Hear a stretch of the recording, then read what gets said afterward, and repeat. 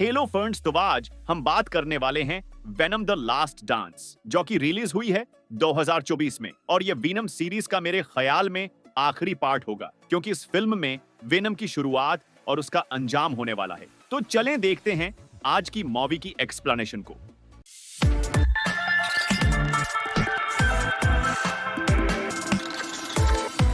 तो मूवी की शुरुआत होती है कलंटार नामी प्लेंट से। ये वो प्लेंट था जहां से वेनम आया था। और जैसा कि हमारी दुनिया में पाई जाने वाली ह्यूमन सिविलाइजेशन को ह्यूमन कहा जाता है, वहीं वहां की सिविलाइज को सम्ब्यूट्स कहा जाता था। और वहां के लीडर का नाम था नल। अब वैसे तो इस पूरी जगह को बनाने वाला नल था, लेकिन बाद में उसी के बनाए गए सम्ब्यूट्स ने उसे ही कैद कर दिया। और अब यहां से रहा होने के लिए नल को कॉर्डकस चाहिए, जो कि उसके बाहर निकलने की एक तरह की चाबी थी, जिससे बाहर निकलकर वो पूरी दुनिया में अंधेरा फैला सके और उस पूरे प्लेनेट पर कब्जा कर सके। और वो कॉर्डकस इस वक्त वेनम की बॉडी में था। इसीलिए अब नल जेनोफेज, जो मैनिस्टर की खतरनाक नस्ल है, नल उन्हें पोर्टल के जरिए जमीन की मुख्तलिफ जगहों पर भेज देता है और वो हर जगह वेनम की तलाश में लग जाते हैं। दूसरी तरफ एडी और वेनम, जो पुलिस से बचने के लिए मेक्सिको में छिपे हुए थे। इसी बीच एडी को न्यूज से पता चलता है कि पुलिस ऑफिसर पेट्रिक मलिगन, जिसे हमने पिछली मूवी में देखा था, वो मर गया है और पुलिस वाले उसकी मौत का जिम्मेदार एडी है। पुलिस से बचने के लिए एडी एक रास्ता निकालता है। वो एक जज को जानता था जिसके खिलाफ उसके पास कुछ सबूत थे। इसीलिए एडी उसे ब्लैकमेल करके खुद को बेकसूर साबित करने का फैसला करता है। लेकिन वो जज न्यूयॉर्क में रहता है, इसीलिए वेनम और एडी न्यूयॉर्क जाने के लिए निकल पड़ते हैं। इसी दौरान इंपीरियम नाम की एक सीक्रेट ऑर्गेनाइजेशन, जो कि एलन की स्टडी करती थी, इन्हें एडी और वेनम के बारे में पता चलता है। इसीलिए वो उसके सैम्यूट को हासिल करने के लिए उसके पीछे पड़ जाते हैं। इंपीरियम ऑर्गेनाइजेशन में कुछ साइंटिस्ट और मिलिट्री टीम थी, जिसका लीडर था जनरल रक्स स्ट्रकलैंड, जिसने के कुछ वक्त पहले कुछ सिम्यूट्स को पकड़ा था, दूसरे प्लेनेट से धरती पर आए थे। और अब जनरल एडी की तलाश में मेक्सिको पहुंच जाता है, जहां वो इस बार में जाता है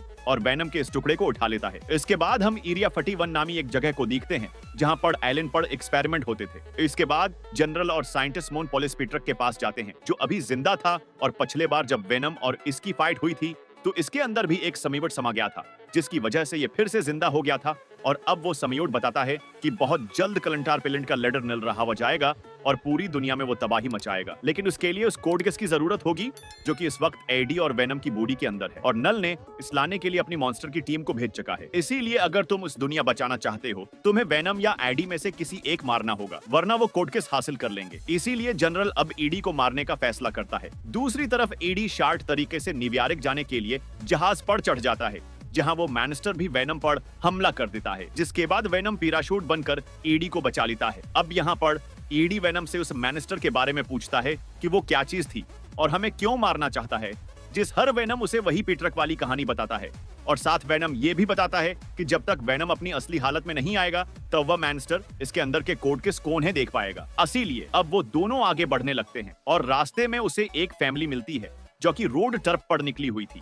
तो एडी उस फैमिली के साथ लेफ्ट ले लेता है। रास्ते में वो बताते हैं वो एरिया 51 में जा रहे हैं, क्योंकि वो हमेशा से एलियन देखना चाहते हैं। इसके बाद वो डीडी को लास वेगस शहर में छोड़ देते हैं, जहां एडी अपनी एक पुरानी दोस्त से मिलता है, जो कि एडी के वेनम वाले रूप से बहुत ही ज्यादा इम्प्रेस थी। इसीलिए वेनम इस लेडी को खुश करने चक्कर में अपने असली रूप में आ जाता है, जहां वो इस लेडी के साथ डांस करने लगते हैं, जिसका नतीजा ये निकलता है कि बहुत सारे मैनस्टर इस कॉर्डकस को ट्रीप कर लेते हैं और इस जगह पर हमला कर देते हैं। मगर वेनम एक बार फिर एडी के अंदर गायब हो जाता है, जिसकी वजह से वो मैनस्टर उस कॉर्डकस को देख नहीं पाता है और वो वहां से चला जाता है। लेकिन तभी वहां एडी को पकड़ने जनरल रेक्स के सोल्जर वहां आ जाते हैं और वे एडी और उसके सीम्यूट वेनम को पकड़ लेते हैं। और जब एडी की आंख खुली, तब वह एरिया 51 में था और वहीं पर एडी पीटरक को भी देखता है। और तब वहां जनरल रेक्स एडी को मारने आता है, क्योंकि अगर वो एडी को नहीं मारेगा तो नल आजाद हो जाए। लेकिन वेनम एक बार फिर यहां आकर एडी को बचा लेता है। लेकिन तभी एरिया 51 पर